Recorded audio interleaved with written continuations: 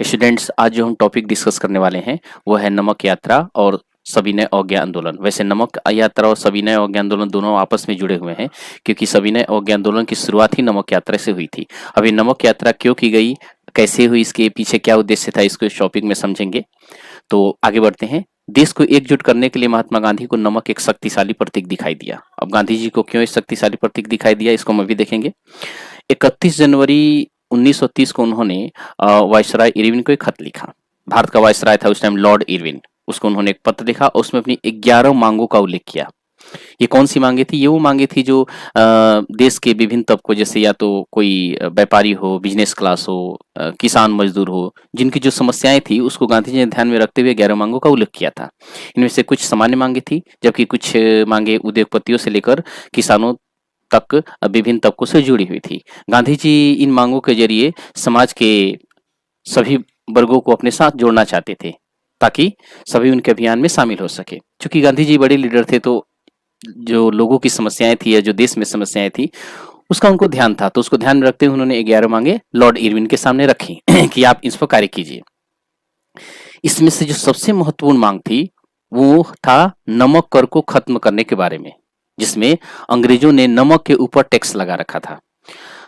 और चूंकि नमक ऐसा चीज था कि अमीर गरीब सभी इस्तेमाल करते थे, यह भोजन का एक अभिन्न हिस्सा था, क्योंकि उस टाइम देश में गरीबी बहुत ज्यादा थी। और नमक ऐसा चीज था कि अगर व्यक्ति के पास कुछ खाने को हो या ना हो, नमक के साथ भी वो नमक रोटी खा सकता था। और इस पर भी अगर ब्रिटिश गवर्नमेंट टैक्स लेने लगे, इसका मतलब कि समझ सकते हैं कि वो कितना एक्सप्लॉइट या देश का शोषण कर रही थी, आम लोगों का शोषण कर रही थी। इसलिए गांधी जी ने कहा कि नमक ऐसा चीज है कि चाहे अमीर हो या गरीब हो, सभी यूज करते हैं, तो ये एक बेसिक जरूरत है। तो इस पर गांधी जी ने कहा कि इस पर मैं आंदोलन जरूर करूंगा। इसीलिए नमक का मुद्दा उन्होंने लिया और सरकार का जो नियम बना रखा था कि नमक के ऊपर मोनोपोली का कि वो उसका प्रोडक्शन करेंगे, उसको तोड़ने का कसम खाई गांधी जी ने। इसलिए नमक कर और उसके उत्पादन पर सरकारी इजादारी को महात्मा गांधी ने ब्रिटिश शासन का सबसे दमनकारी पहलू बताया था। इसलिए जब उन्होंने सविनय अवज्ञा आंदोलन की शुरुआत की तो नमक को एक विशेष मुद्दा माना।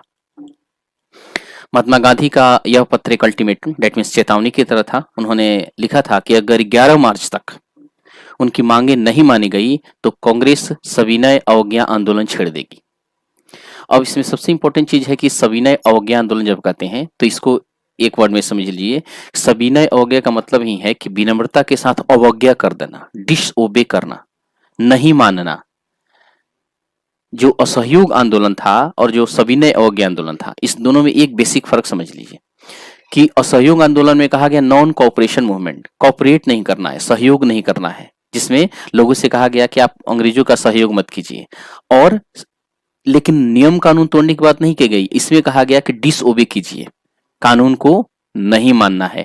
असहयोग तो करना ही नहीं है, उसके साथ एक और चीज जुड़ गया कि कानून को नहीं मानना है, डेट मीन डिसओबे करना है। तो नहीं मानने का मतलब है अवज्ञा कर देना। तो इसमें कहा गया सिविल डिसोबीडियंस मूवमेंट, सविनय अवज्ञा आंदोलन। इरविन झुकने को तैयार नहीं था। फलस्वरूप महात्मा गांधी ने अपने 78 डेट मीन्स 78 विश्वस्त वॉलंटियर्स के साथ नमक यात्रा शुरू की। यह यात्रा साबरमती से गांधी जी के आश्रम से 240 किलोमीटर दूर दांडी नामक गुजराती तटीय कस्बे में जाकर खत्म होनी थी। यानी कि जो दांडी मार्च था, चूंकि दांडी में जाकर खत्म हुआ, इसको दांडी मार्च या नमक आंदोलन या सविनय अवज्ञा आंदोलन, इसको ध्यान रखेंगे। अगर क्वेश्चन आता है या तो उसमें दांडी मार्च का जिक्र हो, दांडी मार्च पर क्वेश्चन करे, या नमक आंदोलन पर क्वेश्चन करे, या सविनय अवज्ञा आंदोलन पर क्वेश्चन करे, तो इसको ध्यान रखना कि इसमें ये तीनों आपस में जुड़े हुए हैं, अलग नहीं है।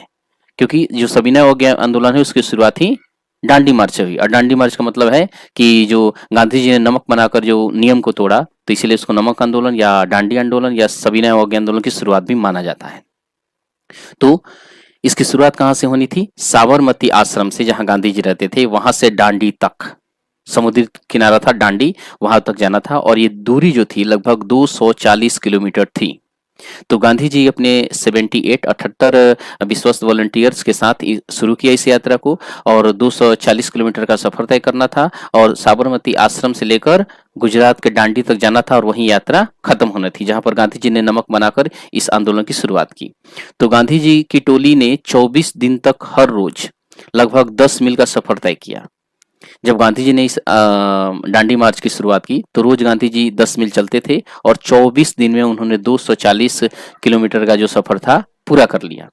गांधी जी जहां भी रुकते, चूंकि गांधी जी बड़े लीडर थे तो सबको पता होता कि गांधी जी आ रहे हैं, तो बहुत सारे हजारों लोगों ने आकर रास्ते में गांधी जी को ज्वाइन किया और यह आंदोलन बहुत बड़ा रूप लेता गया। गांधी जी जहां भी रुकते हजारों लोग उन्हें सुनने आते। इन सभाओं में गांधी जी ने स्वराज का अर्थ स्पष्ट किया और आह्वान किया कि लोग अंग्रेजों का शांतिपूर्वक अवज्ञा करें, यानी कि नियमों को, कानूनों को नहीं मानना है। हिंसा करने की बात नहीं की, अवज्ञा, डिसोबे करना है, नहीं मानेंगे, डिसोबे करें, यानी अंग्रेजों का कहा न माने। 6 अप्रैल को वह डांडी पहुंचे और उन्होंने समुद्र का पानी उबालकर नमक बनाना शुरू कर दिया। यह कानून का उल्लंघन था।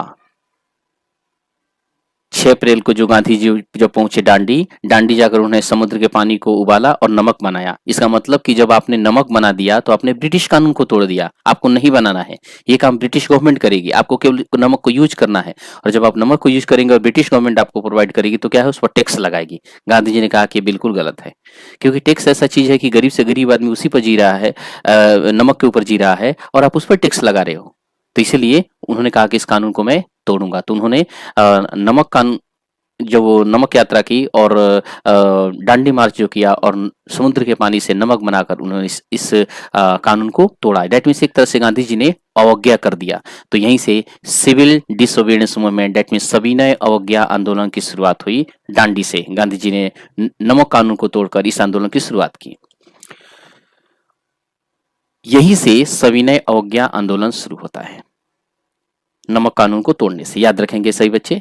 यह आंदोलन असहयोग के मुकाबले किस तरह से अलग था, जैसा कि आपको मैंने पहले ही बताया, बट इसको समझ लें कि असहयोग आंदोलन और सविनय आंदोलन में एक बेसिक फर्क था कि असहयोग आंदोलन में कहा गया कि आपको लोगों से कहा गया कि आपको अंग्रेजों का सहयोग नहीं करना है, और यहाँ पर कहा गया कि सहयोग तो नहीं करना है, एक और काम करना है, अवज्ञा करना है, डिसोबे करना है, उनके कानून को मानने से इनकार कर देना है।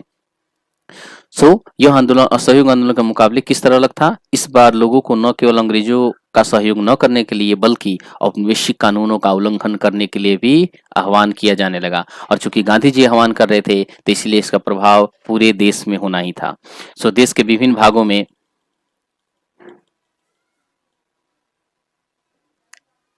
यहाँ आप देख सकते हैं, ये जो इमेज है, ये चित्र आपको दिख रहा है कि गांधी जी अपने वॉलंटियर्स के साथ दांडी मार्च कर रहे हैं और साबरमती आश्रम से दांडी की तरफ जा रहे हैं, जिसमें हजारों लोगों ने गांधी जी को ज्वाइन किया।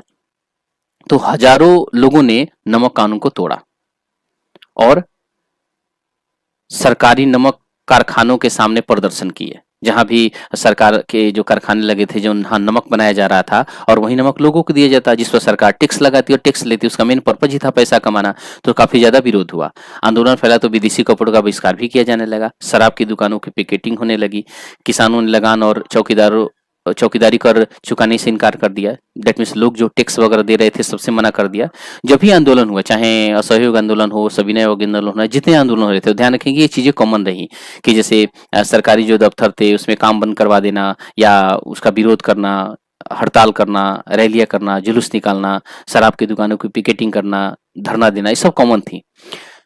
किसानों ने लगान और चौकीदारी कर चुकाने से इनकार कर दिया। गाँव में तैनात कर्मचारी इस्तीफे देने लगे कि हम सहयोग नहीं करेंगे, और बेसिकली बहुत सारे स्थानों पर जंगलों में रहने वाले वन कानूनों का उल्लंघन करने लगे, क्योंकि अंग्रेजों ने नियम बना रखा था कि कुछ रिजर्व फॉरेस्ट बना रखे थे कि आदिवासी उसको यूज नहीं कर सकते, या जो जंगल के किनारे रहने वाले लोग जो हजारों सालों से यूज करते हैं उनको मना कर दिया था, वो भी उस कानून को तोड़ने लगे, क्योंकि आह्वान किया गया कि नियमों को नहीं मानना है।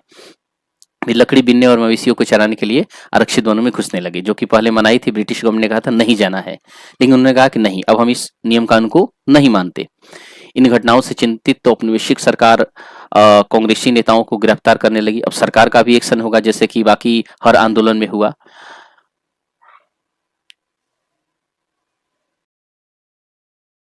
बहुत सारे स्थानों पर हिंसक टकराव हुए।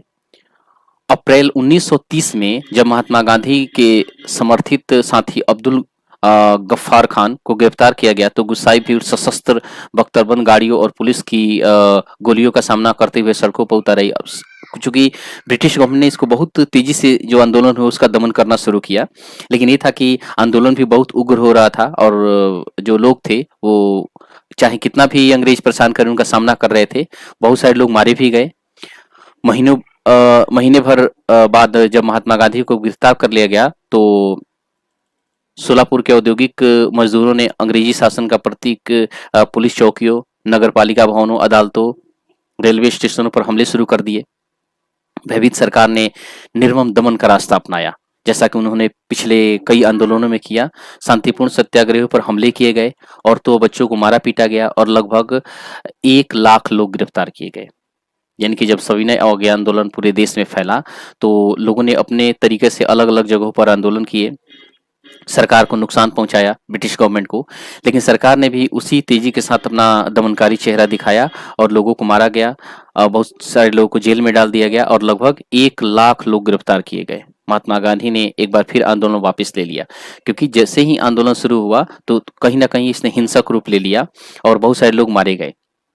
तो गांधी ने डिसाइड किया कि आंदोलन को भी रोक देना है, वापस ले लेना है। 5 मार्च 1931 को उन्होंने इरविन के साथ एक समझौते पर दस्तखत किए। जैसा कि पहले नाम आया था लॉर्ड इरविन, जो कि वायसराय था, तो जो भी बात करनी थी उसी से करनी थी। तो 5 मार्च 1931 को उन्होंने इरविन के साथ एक समझौते पर दस्तखत किए। इस गांधी इरविन समझौते के जरिए गांधी जी ने लंदन में होने वाले दूसरे गोलमेज सम्मेलन में हिस्सा लेने पर अपनी सहमति व्यक्त की कि वो लंदन में जाएंगे और जो गोलमेज सम्मेलन है उसमें इन मुद्दों पर बात की जाएगी। पहले गोलमेज सम्मेलन का कांग्रेस ने चूंकि बहिष्कार कर चुकी थी तो इसमें इसका कोई रिजल्ट नहीं निकला था, लेकिन द्वितीय गोलमेज सम्मेलन में गांधी जी ने जाने के लिए हामी भरी कि मैं जाऊंगा और इस पर बात करूंगा। इसके बदले सरकार राजनीतिक कैदियों को रिहा करने पर राजी हो गई कि ठीक है, जितने राजनीतिक लोगों को हमने पकड़ रखा है उनको छोड़ देंगे। दिसंबर 1931 में सम्मेलन के लिए गांधी जी लंदन गए। यह वार्ता बीच में ही टूट गई और उन्हें निराश वापस लौटना पड़ा। मतलब जो दूसरा गोलमेज सम्मेलन हुआ उसमें कोई ज्यादा फायदा हुआ नहीं। यहाँ आने के बाद गांधी जी ने पाया कि सरकार ने नए सिरे से दमन शुरू कर दिया था। गफ्फार खान और जवाहरलाल नेहरू दोनों जेल में थे। कांग्रेस को गैर कानूनी घोषित कर दिया गया था। सभाओं, प्रदर्शनों और बहिष्कार जैसी गतिविधियों को रोकने के लिए सख्त कदम उठाए जा रहे थे। भारी आशंकाओं के बीच महात्मा गांधी ने सविनय अवज्ञा आंदोलन दोबारा शुरू कर दिया, लेकिन साल भर तक बेसिकली आंदोलन चला। लेकिन 1934 तक आते आते इसकी गति मंद पड़ने लगी। यानी कि हम देखते हैं कि जो दांडी मार्च के साथ जो सविनय अवज्ञा आंदोलन शुरू हुआ और जो कि गांधी जी ने साबरमती आश्रम से लेकर और दांडी तक पहुंचे और लगभग 240 किलोमीटर का रास्ता 24 दिनों में तय किया, जो कि 78 वॉलंटियर्स के साथ उन्होंने शुरू किया था और वहीं से शुरुआत हुई। फिर जब आंदोलन आगे बढ़ा, फिर पूरे देश में काफी प्रदर्शन हुए और बीच में फिर गांधी जी को अपना आंदोलन वापस लेना पड़ा। और उन्होंने जब इरविन से बात की तो उसने कहा कि ठीक है, इस पर बात करेंगे, और गांधी जी दूसरे गोलमेज सम्मेलन में भाग लेने के लंदन गए, लेकिन उसका कोई ज्यादा रिजल्ट हम देखते हैं कि निकला नहीं। और जब गांधी जी वहां से भारत आए तो उन्होंने देखा कि ब्रिटिश गवर्नमेंट और ज्यादा तेजी से अपना जो दमनकारी चेहरा दिखा रही थी। बहुत सारे नेताओं को गिरफ्तार कर लिया गया था, आंदोलन को बहुत तेजी से दबाया जा रहा था। और फिर हम देखते हैं कि लगभग 1934 आते आते आंदोलन एक तरह से खत्म हो गया या इसकी गति मंद पड़ गई थी।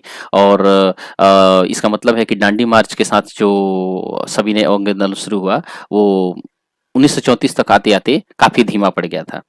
तो ध्यान रखेंगे कि इसमें जो भी क्वेश्चन आए, चाहे दांडी मार्च करके क्वेश्चन आए या नमक सत्याग्रह करके आए या ये आपका सविनय अवज्ञा आंदोलन करके आए, तो आप उसमें जो दांडी मार्च था उसको ध्यान रखना है और उसी कंटेक्स्ट में आपको आंसर देने हैं। तो मुझे लगता है कि आप इस टॉपिक को अच्छे से समझ गए होंगे। तो फिर मिलते हैं अगले वीडियो में इसी के साथ। Thank you. जय हिंद।